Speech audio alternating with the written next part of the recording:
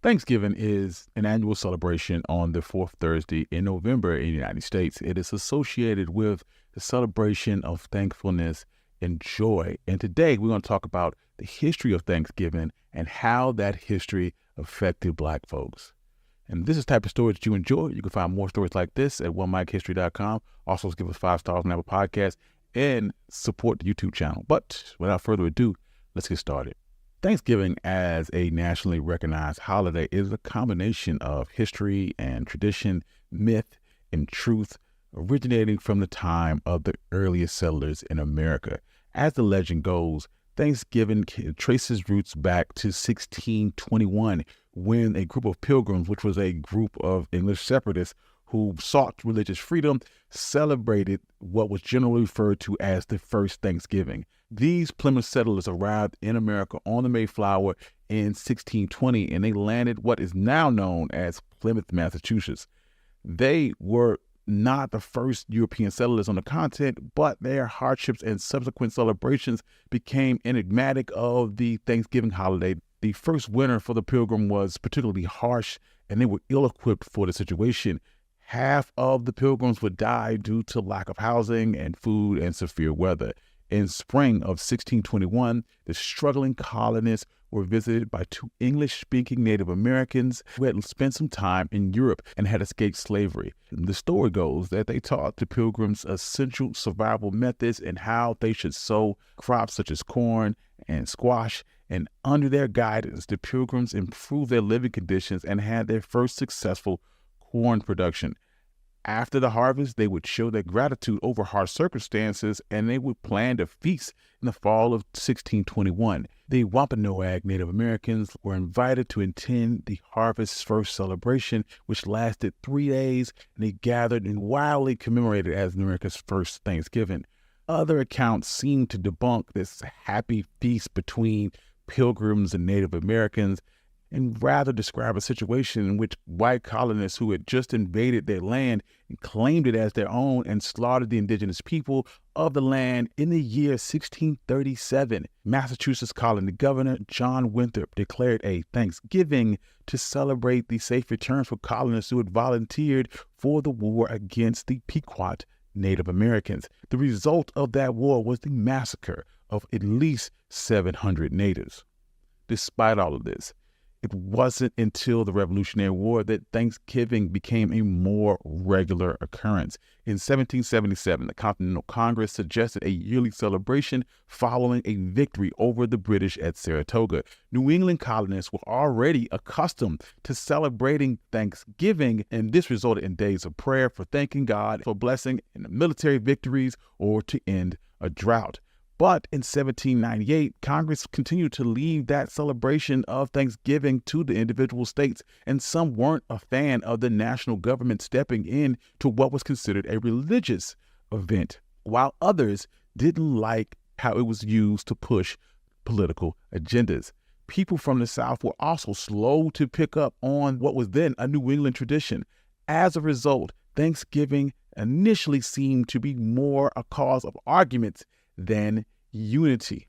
By the middle of the 19th century, abolitionist Sarah Joseph Hale played a major role in promoting Thanksgiving. Her campaign for state Thanksgiving celebration was so successful that it led to 29 states honoring the day by 1850. But arguments over slavery increased, and as the Civil War approached, people in southern states saw it as an encroachment of culinary influences from the North. The state of Virginia in particular wanted no part of it. In a letter to Hale, Virginia Governor Henry Wise, who was strongly pro-slavery, expressed his disapproval of the New England abolitionist goals by referring to it as a theatrical national claptrap of Thanksgiving. Despite this, during the darkest days of the Civil War is when Sarah Hale's campaign for a national Thanksgiving reached the desk of Abraham Lincoln. Her letter reached the president in September of 1863, and Hale emphasized the ardent urgency of a Thanksgiving to become a national fixed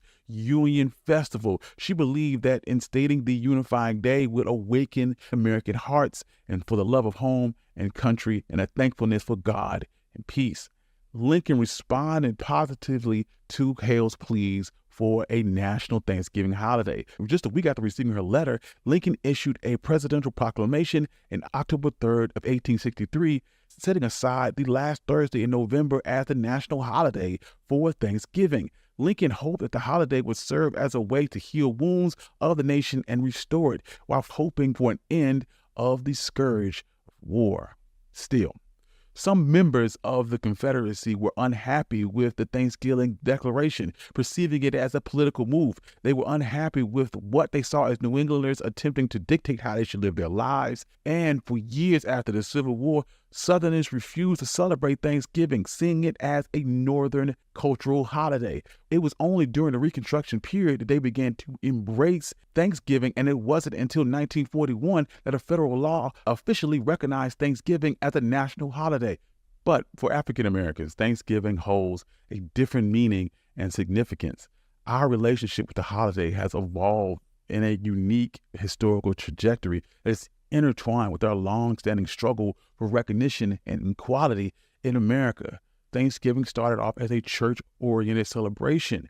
African-American pastors would often give sermons that could be heard loud and clear through the small churches, and the sermons would talk of struggle and hopes and fears and triumphs. These sermons would usually go over the institution of slavery and the suffering of Black people, and often pleaded for the awakening of a slavery-free America that would soon come. Thanksgiving as a holiday was a two-sided coin for enslaved African Americans.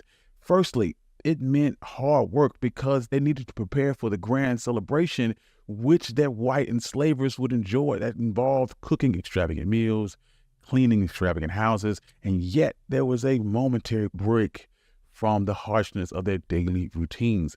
In the spirit of the holiday, some of the in-house enslaved had their share of the Thanksgiving bounty. Once their enslavers had finished feasting, they were often permitted to enjoy the leftovers from the main house. This represented a distinct shift from their usual standard of living and granted them access to an abundance of food that they weren't normally able to eat. Field enslaved men would hunt for wild game for their families and their friends, while the women would then prepare cornmeal cakes. Additionally, some seized this opportunity to escape during Thanksgiving, taking advantage of the absence of their enslavers and their relaxed vigilance. This is also the day where some were allowed to visit family members residing on other properties. Sometimes passes were supplied by their enslavers that allowed them to travel to see spouses or children that resided with different owners. Some would cleverly use those passes to facilitate and cover up their escape, delaying notice of their absence for sometimes days. This duality of Thanksgiving endured even after emancipation for African Americans. The abolishment of slavery triggered this euphoria for African American communities, offering them a reason to celebrate Thanksgiving with remembrance. Yet, when they gathered around the tables, the complexities of this era became apparent. Despite their freedom, African Americans faced harsh realities of unemployment, segregation, and racial violence. In these challenging times, Thanksgiving became a more integral part of their resilience at a time where they weren't just sharing a meal, but reinforcing communal solidarity. During the Civil Rights Movement, figures like Rosa Parks and Martin Luther King emerged as icons of resistance against racial inequality. Influenced by these trailblazers and amidst boycotts and sit-ins and marches, Thanksgiving offered Black communities an occasion to recharge, reunite, and express gratitude. Black activist W.B. Du Bois would talk about struggles that Black Americans faced and how that correlates with Thanksgiving. Du Bois advocated for celebrating Thanksgiving as an act of defiance against racial prejudice. As a counterpoint, though, Malcolm X would voice his disillusionment with Thanksgiving due to the ties to the historically oppression of marginalized groups. He rejected the romanticized depiction, and this divergence from traditional celebration narratives introduced a critique to the holiday and prompted a deeper conversation about Thanksgiving and racial inequality in America. Today, despite Thanksgiving's tragic history, many Black people across the nation still choose to celebrate the holiday their own way. Some reframe it as a time to spend with family. In an informal poll done with Howard University, they said that 45% of Black respondents from 13 to 60 shared that they love celebrating Thanksgiving, and about 62% said that they don't think about the history of Thanksgiving while they're celebrating. One respondent would state that our culture understands the falsehoods of the holiday, but we enjoy connecting with family and it's an opportunity to do so. While another respondent would state that the true history is something that I make sure my kids are aware of. We focus on the positive aspects of it while we gather with family. David Silverman, the writer of a book about the history of Thanksgiving, spoke with the Smithsonian about the misconception of the history of Thanksgiving. He states that this misconception that the Pilgrims were gladly received by friendly natives as they arrived in America, but this is just not true. Silverman states that the Thanksgiving myth obscures the unfortunate reality of how America treats indigenous people and African Americans. And because of this, some Black Americans choose not to celebrate Thanksgiving. They feel that holidays such as Thanksgiving and Independence Day disrespect the African American history and their principles, and they believe that the holiday celebrates concepts that are not inclusive to everybody. However, it's hard to overlook the significant impression that Black culture has made with its contributions to Thanksgiving food. African American culinary traditions on Thanksgiving Day display cultural heritage and the beauty of mixing traditional choices with modern day cooking techniques. One main feature of African American Thanksgiving is a variety of soul food dishes. This cuisine came out of the journey of African Americans in the United States, and soul food represents survival and resilience in the face of struggle and hardship. And its presence during Thanksgiving showcased this complex cultural narrative. Core favorites of soul food include collard greens, cornbread, candy yams, black-eyed peas, and they are served right next to traditions like turkey, stuffing, and pumpkin pie. Adrian Miller, the author of Black Smoke, would state that holiday food is inextricably linked to soul food. One cannot overlook the influence of African American flavors in contemporary Thanksgiving food. Today, as Black chefs and home chefs, expertise and creativity have noticeably impacted Thanksgiving menus across the United States through television shows and cookbooks and online platforms. Black food has influenced the tables all over the United States. And despite the history of Thanksgiving, it's still a day at which Black folks can show thanks and appreciation for their loved ones. Have you ever wondered why Black people love collard greens so much? Well, collard greens are a dark green leafy vegetable that is popular around the globe for their taste and their high concentration of vitamins A, C, and K. Collard greens are some of the oldest members of the cabbage family, also known as the tree cabbage. Originating in the Eastern Mediterranean, the name collard is derived from colewort, which means the cabbage plant. Despite their name, collard greens do not grow tight heads like cabbages. Indeed, they are part of the cabbage family, but they're more closely similar to kale. Collard greens were made popular in Europe by the Greeks and the Romans. Ancient Greeks grew kale and collard greens together and made little distinction between the two. Historians are unsure on whether or not Romans discovered greens through the Greeks or if they started growing them independently. When the Romans went on their conquest of what is now the United Kingdom, they introduced collard greens to European diets around the 4th century BC. Their introduction to Africa, however, comes long before transatlantic slave trade and became a dominant part of African people's diets, even to this day. Many countries in Africa, especially those in Eastern Africa, love the green leafy vegetable, which is known as sukuma wiki. Preparing the collard greens often involves boiling or steaming as they are served as accompaniments to either meat or fish. They can also be supportive ingredients in soups and stews or with other vegetables. After becoming a staple of European diets, collard greens were brought to the Americas by European settlers in the 17th century. This happened during a period known as the Columbian Exchange, which is an historical event involving the transfer of various goods, animals, plants, people, and even diseases between Europe, West Africa, and the Americas. Collard greens were loved in the southern part of the United States because other plants struggled to grow during cold winter months. In fact, collard greens were so resilient that they could survive through all seasons, but they generally thrive from around January to April. When enslaved Africans were brought here to the United States, they didn't leave their culinary traditions behind. They brought along their traditions and the practices of cooking collard greens. While their oppressors may have consumed select foods, enslaved people were left with the leftovers, which included the harder stems of the collard greens. Despite these tough circumstances, the enslaved Africans showcased their creativity by transforming simple collard greens into flavorful meals. The classic recipe included simmering collard greens slowly in a pot of water until they became tender with either salt pork, ham hocks, or turkey necks to balance out the tough texture and the bitter taste of the greens. Food historian Michael Twitty would state that many culinary historians agree that the green craze in the South is supported by the spring greens among Celtic and Germanic Southerners, but it was really spearheaded by people of African descent. The greens were then served with homemade cornbread, and the practice involved dipping the bread into the broth that remained in the pot, fondly known as the pot liquor. The liquor is the leftover soup at the bottom of the pot that was created from the extended cooking process of leafy greens or beans.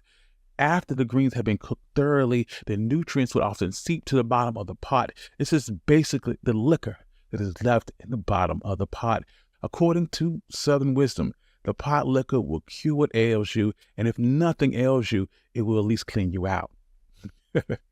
The connection between collard greens and African Americans is deeply rooted in historical and the cultural experience. The labor-intensive process of cooking collard greens involves cleaning, chopping, and slow simmering, often for hours, with ham hocks or smoked turkey to amplify the flavor. Reflects the strenuous hardships of African Americans and how they had to endure them throughout their history. This food preparation ritual is passed down through generations and is intertwined with stories of both struggle and success. Thus, the tradition of cooking and consuming collard greens has evolved beyond a cultural staple. Today stands as a symbol of both wealth and prosperity. This is especially true on New Year's Day dinners. Within the African American community, collard greens is served with black-eyed peas and hog fat on New Year's Day and promises to bring good luck and financial reward. Hanging a fresh collard green leaf on your door is said to ward off evil spirits, and a fresh leaf placed on your forehead promises to cure a headache. During the Jim Crow period, many restaurants would not serve African Americans, and this led to them relying on home-cooked meals or food from Black-owned restaurants, creating what we now know as soul food. This kind of cuisine was filled with affordable, nutrient-rich ingredients like collard greens, cornbread, sweet potatoes, and pork. As it was a comfort food, it created a sense of community during tough times. Soul food became an integral part of the African American experience. Soul food also played a vital role in church gatherings in the Black community and helped spread the popularity of collard greens across the country. As a result of the awareness and appreciation, restaurants began to serve soul food classics like collard greens, pushing these flavors from niche family meals into the mainstream. During the Great Migration, numerous African Americans relocated from the agrarian South into more industrialized northern and western cities in pursuit of better jobs and a better quality of life. Amidst this unfamiliar territory and this new urban lifestyle came ready-made meals, but these African Americans carried with them their Southern traditions. Their culinary practice of eating and consuming collard greens made their way to their new homes and provided them with a nostalgic connection back to their Southern roots. It was like having a piece of Southern tradition in a new, unfamiliar place. During the Civil Rights Movement, food played an important part and went far beyond just keeping people fed. Soul food suppers, which served collard greens, were a significant part of the African American community, and they served two important roles. Firstly, they raised money for the Civil Rights Movement. Secondly, these food traditions kept a sense of culture and heritage alive during a stressful, challenging period. Adrian Miller, the author of Soul Food as a Culinary Creation, explains how food was able to create a strong sense of belonging. Dishes like collard greens and fried chicken helped create a unified African American identity and was critical to the success of the Civil Rights Movement. However, some people did see collard greens in a negative light. They viewed them as a symbol of hardship and of the bitter history of enslavement. A number of educated African Americans thought the soul food, which included collard greens, was not healthy or nearly polished enough. They tried to distance themselves from the traditional food and aimed to adopt what they viewed as a more elevated eating habits. Despite this, during the Black Power movement in the early 70s, the opinion of these foods changed once again, as foods like collard greens were now being looked on as a form of protest against oppression. These foods were a way of celebrating African American culture and racial pride, despite the continual attempts to hold back and erase the African American historical experience. Views on collard greens have evolved a lot since the Civil Rights Movement and the Black Power movement. And even though the reputation of soul food being unhealthy has lingered, changes have started to happen in how these foods are being made. For example, traditional dishes like collard greens have began to be slow cooked with healthier ingredients and less salt, and other methods like sauteing and stir frying were being used to try to keep the tradition alive while being considered more healthy. Today, collard greens have gained popularity due to their increasingly health-conscious individuals. They provide a high amount of vitamins A, C, and K, and fiber, as well as other minerals. Because of these beneficial nutrients, the African American community in particular has started to recognize the healthiness of collard greens and try to highlight the nutrient-rich nature of the greens to shake off the negative opinion that surrounds soul food as a whole. Collard greens are an essential part of soul food. It's a type of cuisine that originates directly from African American roots. From the Night Watch, which is an event that remembers the Emancipation Proclamation, to casual get-togethers, family gatherings, and other traditional holidays, collard greens continue to signify a symbol of African American history and heritage. Chitterlings, also known as chitlins, are a type of food made from the small intestines of a pig. They are quite popular in different cultures around the world, but they hold a special place in the hearts and minds of African Americans. So let's talk about it. The word chitterling was first documented in the English language around the year 1400. It was spelled chitterlings. Linguist Paul Anthony Jones pointed out that during the late 1500s, chitterlings referred to a fancy type of neck ruffle. It's possible that the name came about from their frilly edges resembled the internal folds of an animal's intestines. The earliest origins of chitterlings trace back to the Middle Ages in Europe, particularly in the United Kingdom and France, where they formed an integral part of impoverished peasants' dietary repertoire. During this period, less desirable parts of the pig, including the intestines, were left for the consumption of the poorer classes, while the upper classes ate their choice of meat. This was a matter of necessity, as the idea of waste was not a concept that could be entertained much during the Middle Ages. During that same time period, cooking chitlins was a labor-intensive task involving washing, boiling, often frying before they could be consumed. They were often boiled with onions and covered in a sauce made from a broth. In 1743, the British cookbook entitled The Lady's Companion, or The Infallible Guide to the Fair Sex, included a recipe for calf chitterlings. This dish was essentially a type of sausage that contained bacon and offal, which is a variety of internal organs of an animal, all inside the casing of a calf intestine. The reason was given for using calf intestines instead of the usual pig intestines was because the recipe was meant for the summer, when pigs were not commonly slaughtered. This recipe was later shared by Arthur Hannah Glass in the famous 1784 cookbook, The Art of Cookery. Meanwhile, in Asia, chitterlings were adopted into local cuisine with a variety of preparation methods and seasonings, and in keeping in regional culinary standards. In China, for instance, chitlins had been cooked for over 1,000 years, and they were often used in stews, braises, and in stir fries. While chitterlings were familiar to some cultures in Africa, they were primarily introduced to the diets of enslaved Africans in the Americas during their enslavement. The plantation owners would often slaughter pigs for their meat, reserving the premium cuts for themselves. The leftover parts of the pig, feet, the head, the heart, the neck bones, and the intestines were often given to the enslaved. Hence, Cheetlings or chitlins became a regular feature on the tables of the enslaved.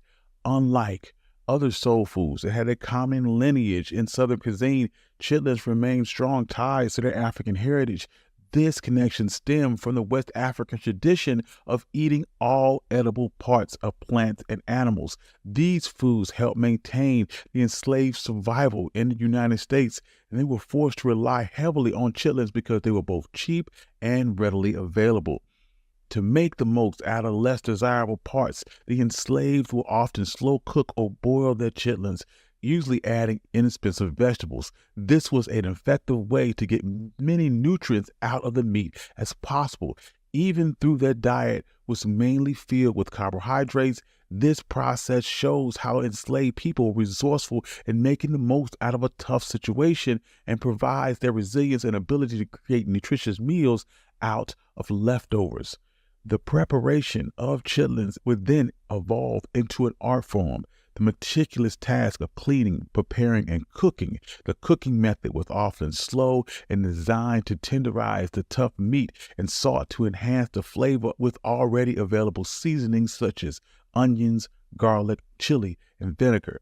These cooking methodologies witnessed an evolution over time was based on the ingredients that they had on hand or regional leanings, displaying the creativity and adaptability of enslaved Africans in the face of stark adversity. In the post-emancipation era, popularity of chitlins continued despite segregation laws, underscoring their cultural significance. Many restaurants served chitlins as a part of their range of dishes, now referred to as soul food.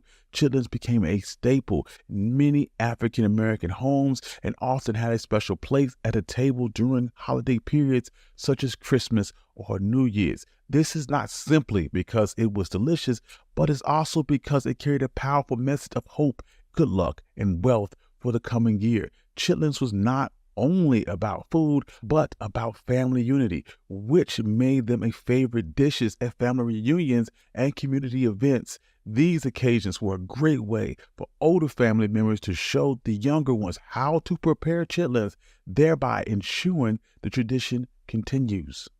Particularly during the Civil Rights era, chitlins found themselves at the heart of African American social gatherings, family celebrations, and festivals. Chitlins was so closely linked to Black culture that there was once an informal collection of entertainment venues mostly attended by Black audiences called the Chitlin Circuit. Today, young people have a wide variety of food available and may not feel as closely linked to chitlins. Some may view it as a symbol of poverty and wish to separate themselves from this aspect of their diet. Chitlins also would become associated with slave food. This happens because a person's wealth and social status was determined by the part of the pig which they consumed. Initially, the enslaved and later poor individuals often ate pig's feet, the stomach, or the chitlins because they were cheaper, but they also were physically lower on the pig. People with more means, on the other hand, generally ate the pricier portions of meat like the back or upper leg of the pig. And this is where the expression high on the hog comes from, because it literally meant rich people eating physically higher portions of the hog. Moreover, people were now paying attention to their diet and how that affected their health. Chitlins were known for their high caloric and cholesterol content and have been linked to health problems such as obesity and heart disease. These problems were prevalent in the African American community, leading many to steer clear of traditional dish like chitlins, comparing them to unhealthy foods and sugary drinks. Also, preparing chitlins is a extremely time-consuming process and not conducive to the quick-paced lifestyle that we now live. Tasks like cleaning intestines can take hours and is challenging for families, especially working ones. Young people prefer a faster and more ready-to-eat meals. Chitlins also stir up discussions about identity and history. They are so deeply rooted in African American culture. Some view them as a sign of resilience and a way to stand up for social justice, while others view them as a reminder of the stark reality of slavery. While some people have distanced themselves from chitlins, others are exploring new ways to prepare and enjoy them. Chefs are inventing healthier recipes like using leaner pork parts or adding more vegetables and spices. There are even vegetarian versions of chitlins that are being developed using mushrooms or burdock root. In popular culture, chitlins often used as a nostalgic comfort food. For example, in the book A Color Purple, they use it as a symbol of the family's bonds. Also, Chef Carla Hall once wrote in her book about her experiences and the importance of chitlins in her family, especially during the holidays. She emphasizes their cultural significance and the family bonds that cooking chitlins help create. Chitlins are not just a food. They represent African American heritage and family. They are an example of the creativity despite hardships and show people how Black people found a way to make tasty meals out of the literal worst part of the pig. Chitlins are a testament to African American tradition, representing survival, creativity, and community. Have you ever wondered why African Americans don't eat pumpkin pie? Every year, American enjoys their traditional feast known as Thanksgiving, and during this time, pumpkin and sweet potato pies sales spike. But did you know the history behind these beloved desserts and their connection to Northern abolitionists, Thanksgiving, and the holiday season as a whole? See, Thanksgiving pumpkin pie was once the hotly contested battleground in America's cultural war. In the 1800s, pumpkins and sweet potatoes became a totem in the fight to abolish slavery in America. The introduction of sweet potatoes to Western Africa in the 16th century was a very slow process. Initially, root vegetables such as cassava and yams were preferred over sweet potatoes. However, after the transatlantic slave trade, which helped spread the popularity of sweet potatoes in Europe and the Americas, it was only then that the African American community started using sweet potatoes because of their convenience. Western Africa is a yam-based culture. While sweet potatoes are not the same thing as a tropical yam, enslaved people embraced them as a substitute in the absence of true yams. Before they had sweet potato pie, they had something called sweet potato pound, which is a corruption of the Native American word for baked bread. Enslaved people were eating roasted sweet potatoes cooked in the embers of fire and started spicing and mashing up sweet potatoes. As they got access to cooking technology and equipment like ovens, they started adding pie fillings, and the sweet potato pie was born.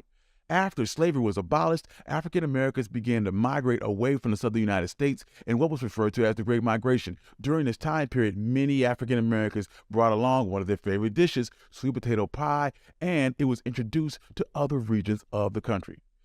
During the same time period, during the early 19th century, eating pumpkins and celebrating Thanksgiving became synonymous with identity politics. Abolitionist and pumpkin enthusiast and home economics pioneer Sarah Joseph Hale was the driving force behind the pro-Thanksgiving campaign. Hale campaigned for state-level Thanksgiving celebrations and was largely successful in the early 1800s, helping spur declarations for Thanksgiving in 29 states by 1850. But as the fight over slavery intensified and the Civil War loomed, people in the southern states began to reject what they saw as Northern cultural aggressions. The state of Virginia in particular wanted no part of Thanksgiving. In a letter to Hale, Virginia Governor Henry Wise, who was strongly pro-slavery, expressed his disapproval of New England abolitionist goals by referring to the theatrical national claptrap of Thanksgiving, which he said was used to encourage ministers to preach Christianity politics. Still, in 1863, Abraham Lincoln would declare the last Thursday in November as the National Day of Thanksgiving. Lincoln hoped that this holiday would serve in some way to heal the wounds of the nation and restore it. And since then, every president has kept that tradition alive. Still, some members of the Confederacy were unhappy with the Thanksgiving celebration and perceived it as a political move. They were especially unhappy with what they saw as a New Englander attempting to dictate how they should live. So for many years after the Civil War, Southerners refused to celebrate Thanksgiving and refused to eat pumpkin pie. It was not until after Reconstruction that Southern states began to accept Thanksgiving, and it wasn't until 1941 that Thanksgiving holiday was officially recognized into federal law. So, in the absence of pumpkin pie, Southerners started cooking sweet potato pie made by formerly enslaved people. Pumpkin pie, despite its popularity, remained a Yankee food for many generations. It didn't gain widespread recognition across the South until the 20th century when television and supermarkets began to promote mass-market pumpkin pie fillings. Have you ever wondered why black-eyed peas are considered lucky or why we eat black-eyed peas at all? Well, today we're going to talk about the history of African Americans and black-eyed peas. Domesticated in Western Africa around 3000 BC, the birthplace of this legume known as the black-eyed pea.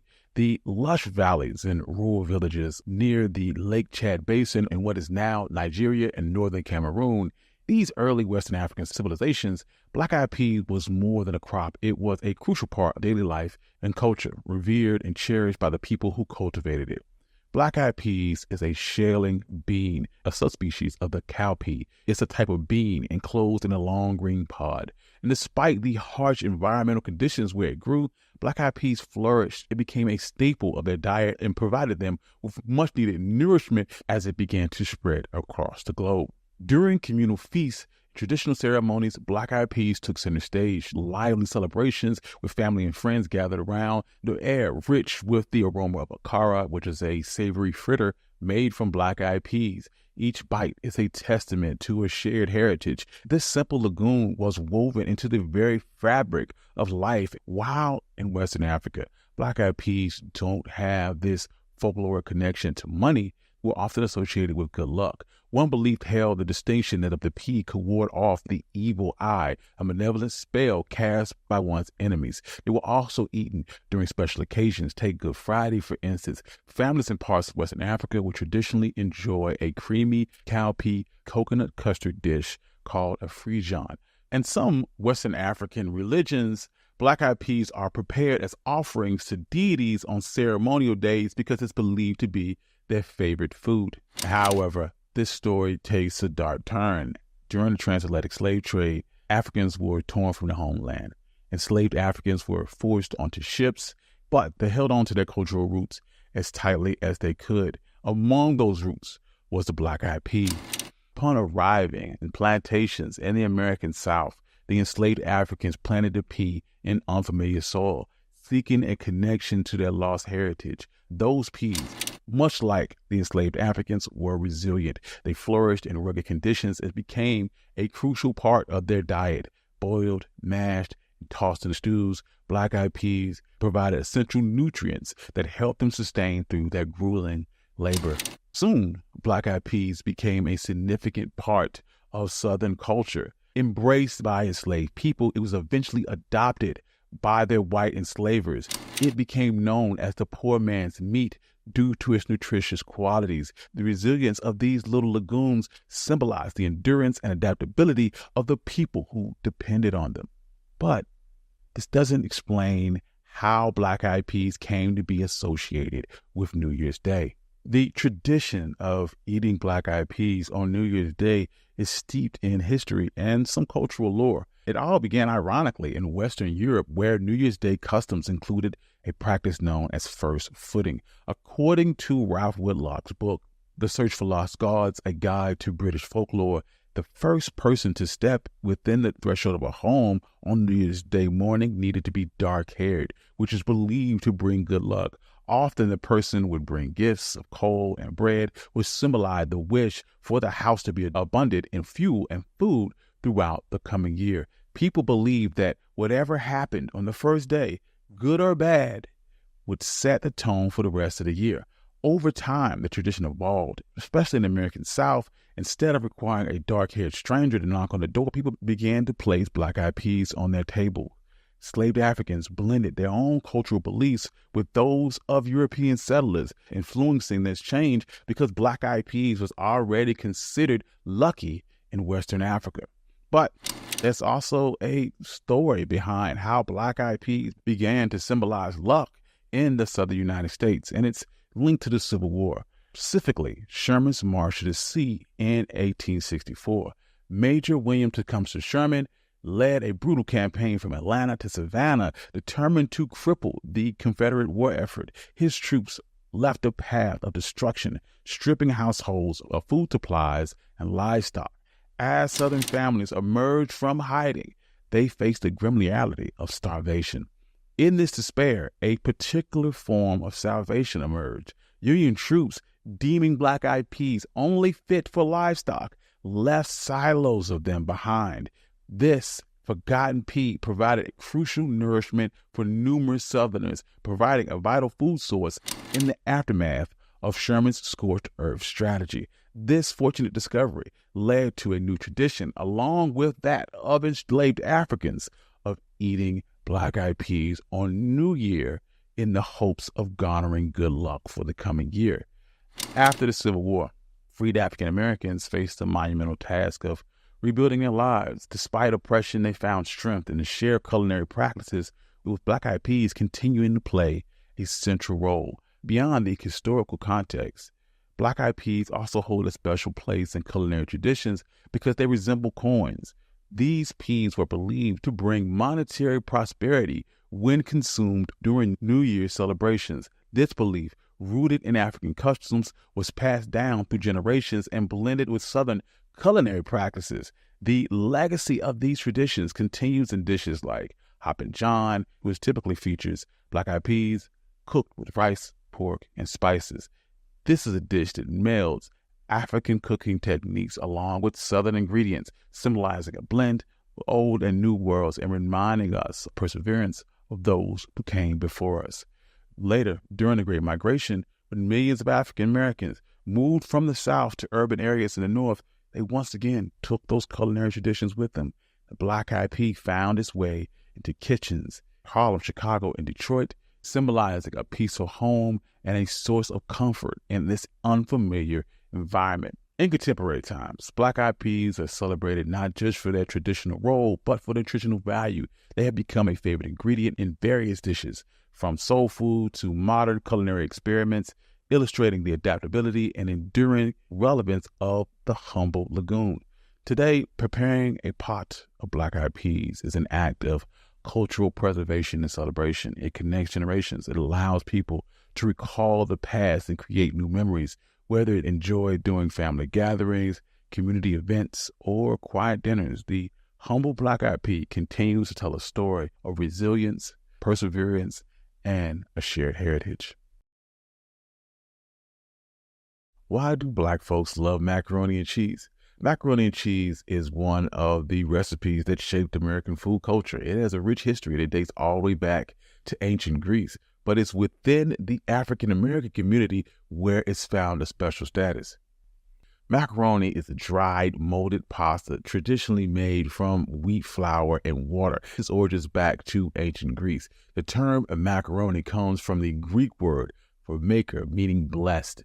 The pasta became an integral part of the Mediterranean diet and subsequently permeated this way through Greek, Roman, and Arabic cultures. However, the inclusion of cheese into the equation did not come into the existence much later in Europe. First known recipes for a macaroni and pasta type dish was de lasagne, which required layering sheets of pasta with cheese and spices. It can be found in one of the oldest Middle-aged cookbooks called The Form of Curry, which was compiled by cooks of England's King Richard II in the 14th century. However, a more recognizable form of the dish originated in Italy, where certain types of pastas and cheese in a casserole were documented all the way back to the 13th century Italian cookbook called De Liber de Cucina.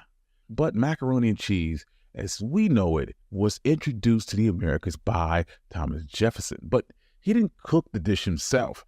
During his tenure as an envoy in France, Thomas Jefferson enjoyed a similar type pasta dish in France, and he commissioned his enslaved black cook by the name of James Hemings to learn how to make it. James Hemings was the older brother of Sally Hemings, who was also the half-brother of Jefferson's deceased wife. In 1784, when Hemings was just 19 years old, he traveled with Jefferson and his daughter to Paris. In Paris, James trained under different French chefs. Over the next 5 years, he became a master of French cooking and got particularly good at cooking macaroni pie. This was a creamy pasta dish that eventually turned into what we know as macaroni and cheese. The recipe involved using whatever cheese he had on hand, layering it in between buttered macaroni mixed with milk. He would then cook it in a Dutch oven, which he placed over a fireplace, and hot coals would be placed over the lid to bake the macaroni and cheese. Even though Hemings' crucial contribution to cooking and he was famous as a chef, he remained relatively unknown. This was because he was still enslaved under Thomas Jefferson until 1796, and he was one of only 2 slaves that Jefferson set free, and that was only under the condition that James would teach his younger brother Peter to take over in his place as Jefferson's cook of the household. Peter Hemings would then serve the dish at a state dinner in 1802, making it famous. Unfortunately for James, he would pass away at 36 in 1801, but Hemings' most important impact on American food culture was his introduction, macaroni and cheese. Adrian Miller, who is the author of Black Smoke, African Americans in the United States of Barbecue, explains about Hemings that its story is a metaphor for African American cooking and our experience in this country. It's the story of innovation and virtuosity. Often African American cooks get overlooked for our contributions and our accomplishments. In the early 19th century, the dish we call macaroni and cheese was primarily a food of the elite. This was because dried macaroni was not commonly accessible and Americans didn't know how to make good quality pasta. In addition to this, Italian cheeses, which was a key ingredient in macaroni and cheese, was too expensive for most Americans. As the century progressed, the Industrial Revolution dramatically changed the accessibility and the popularity of mac and cheese in the United States. The production process in making macaroni and cheese became more affordable and more widely available, made it more popular with the lower classes. The establishment of the first cheese factories in this country amplified the production of cheddar cheese, which soon became the common ingredient in macaroni and cheese, thus making the meal even more suitable for poor communities. It was during this time we also see macaroni and cheese lose its Italian and French origins and become a more crucial part of Western cooking. For the African American community, after emancipation, the dish bore 2 distinct identities and varied in significance.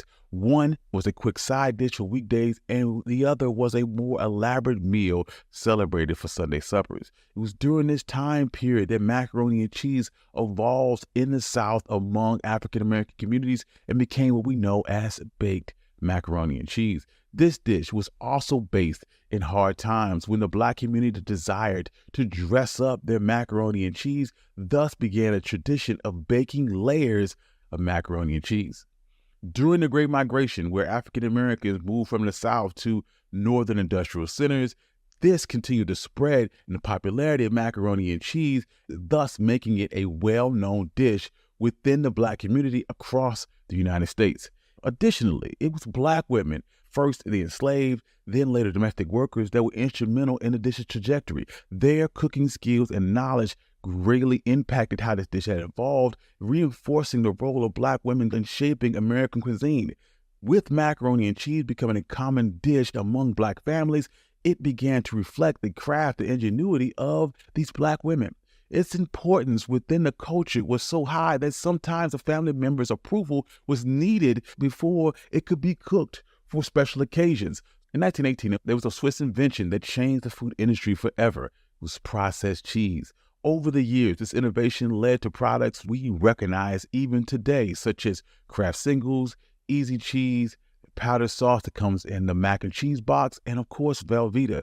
This is when macaroni and cheese really took off. In 1937, Kraft launched its boxed macaroni and cheese. It was a cost-effective meal choice in one simple box. Priced at only 19 cents, it could feed a family of 4. Consumers responded strongly to the reliable, affordable meal option, and in just 1 year, Kraft sold 8 million boxes of boxed macaroni and cheese. During World War II, food rationing and tightened domestic spending, this made Kraft boxed macaroni and cheese even more appreciated as a food staple. Shoppers found that they could purchase 2 boxes of macaroni and cheese with only 1 food stamp. It was during these years that boxed macaroni and cheese earned its reputation as American treasured comfort food. Macaroni and cheese became a reflection of the United States with its convenient packaging and industrialization. It was the ideal American food. Pasta and processed cheese. They were very cheap to make. It was easy to ship and store, and it was very filling. While African American families did opt for this cheaper, easy to make meal, they didn't relinquish the tradition of preparing baked macaroni and cheese from scratch for special occasions. Macaroni and cheese continued to be an essential part of family gatherings and special meals in the Black community, particularly during the holidays such as Thanksgiving and Christmas. It was considered more than an everyday comfort food. It was an integral part of celebratory feasts and cherished symbolic representation of the community cohesion. While there are many ways to prepare this dish, there was a standardization of the recipe that happened in Black kitchens in the 50s when it was referred to as soul mac and cheese. This consisted of macaroni, a substantial portion of cheese, butter, milk, often topped with breadcrumbs or cheese, which is baked to achieve a golden crust.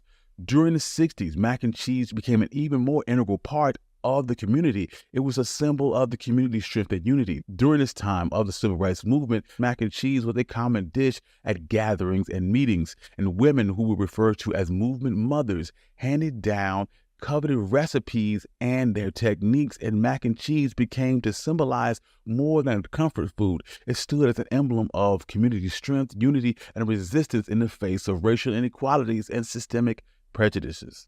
That tradition continues today, with mac and cheese still being a significant part of Black cultural cuisine. Its ceremonial presence during the holidays and family gatherings and religious events, it goes beyond just a hearty pasta to a cultural icon that has ingrained itself in our shared history and identity. Despite the stereotypes and stigma that continue to categorize mac and cheese as an unhealthy soul food, mac and cheese continues to evolve in Black kitchens. Chefs keep adding their own twists to the classic recipe while respecting its historical importance. They continue to reinvent this comfort food and inserting their own personal touches that reflects Black culinary innovation and heritage. Thank you. This has been One Mic History. I'm your host, Country Boy. This has been the story of mac and cheese. And if you like stories like this, you can find more stories like this at OneMicHistory.com. Also, if you like to support the channel, you can do so on my Buy Me Coffee and Patreon in the description below. Give us 5 stars on Apple Podcasts. And thank you so much for all my new Patreon members. Peace.